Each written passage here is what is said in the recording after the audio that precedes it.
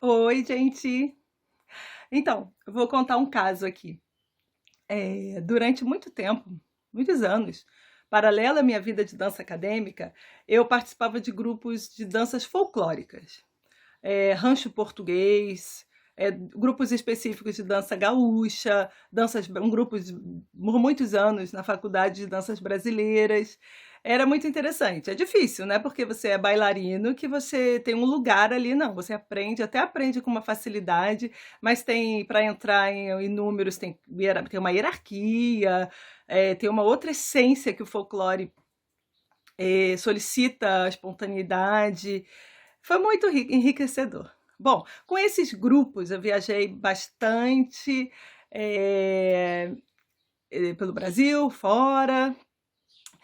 Eu vou contar aqui um caso de algumas viagens é, que, que a gente tinha uma primeira parte do espetáculo e uma segunda. A primeira parte era um pouco mais, a minha participação era menor, né? Como eu disse, é um pouco difícil você ter uma, um lugar. E a segunda parte era algo mais estilizado e que era mais a minha praia e que eu participava de uma forma diferente. E passamos muito tempo fazendo esse show e sempre tinha a primeira parte e a segunda parte. Para dar um tchan no show, a gente tinha também era uma bailarina, é uma bailarina amiga minha, a Renatinha, que ela fazia parte de todos os grupos, tá? Por coincidência. A Renatinha era muito importante no segundo grupo, né? Nós éramos as duas bailarinas e era aquela parte mais tchan. A gente tinha um lugar bacana ali que era importante, segurava a galera. Durante uma viagem, a Renatinha passou muito mal, mas muito mal mesmo, de manhã, e dente era alguma coisa, era um canal, estava sendo tratado, alguma coisa, que a Renatinha, carregaram a Renatinha para procurar um dentista. E nós, o grupo, seguimos para a apresentação, nessa temporada, nessa turnê. Eu comecei a ficar preocupada. Eu tinha também um controle na coreografia, no andamento da coisa. Eu falei, como é que a gente vai fazer sem a Renatinha? Renatinha tem que chegar.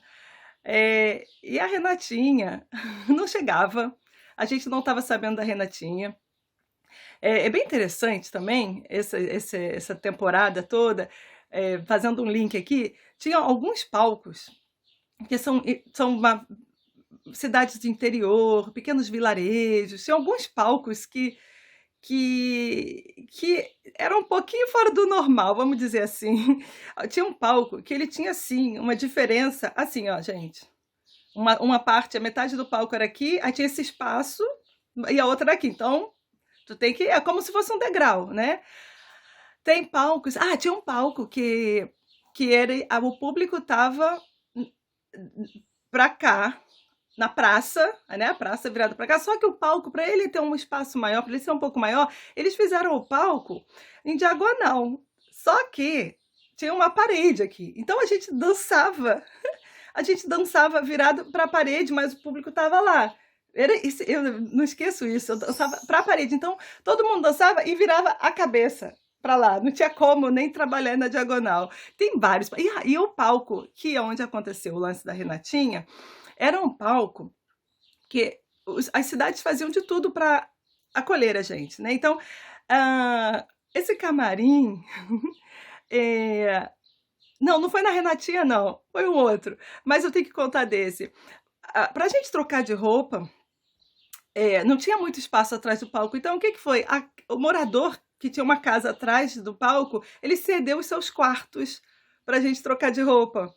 Então, entre um número ou outro, a gente tinha que correr e passava pela sala e tinha gente vendo televisão e a gente entrava no quarto, então já passava na sala tirando a roupa, né, daquele jeito, voltava com outro, botando peruca.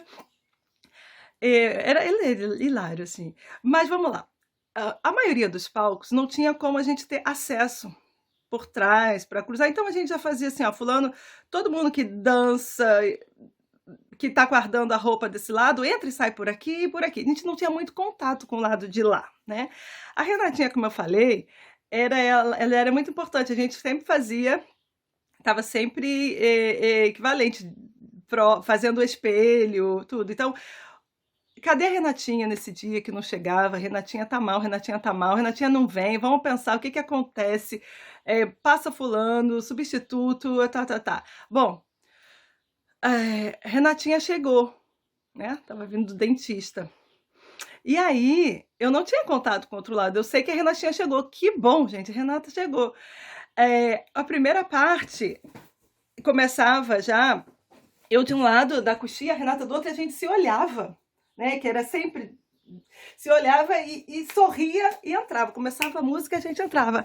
A Renatinha, eu não vi a Renatinha o dia inteiro, né? Que é uma viagem longa. A gente pega ônibus, vai para a cidade e... Bom, a Renatinha chegou, ela me olhou, vamos. Quando eu sorri, que a Renata sorriu para mim, a Renata, ela tinha a boca, o sorriso, ela é expressiva. A boca da Renatinha vinha aqui, ó. Ela lançou o espetáculo rindo, sorrindo, aqui por causa da anestesia. Só que a gente, todos, gargalhava de soltar som, de fazer... A gente dançou olhando a Renatinha, cruzando com a Renatinha. Eu passava para a Renatinha e falava, pelo amor de Deus, Renatinha, para de rir, tá difícil. Foi hilário. E o que que acontecia? Eu queria muito, eu não estava aguentando, eu precisava fazer xixi.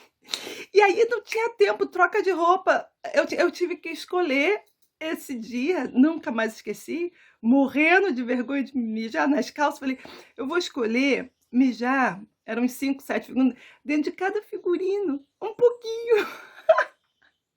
Foi horrível, porque morri de vergonha.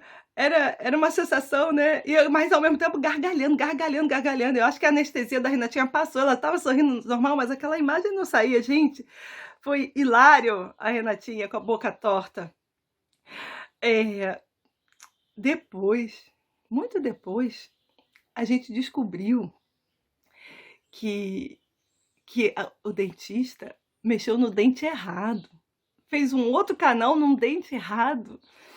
E a Renatinha fez a gente passar por essa situação. Foi hilário, gente. Foi muito bom. Não dá para esquecer. Valeu, Renatinha. Obrigada.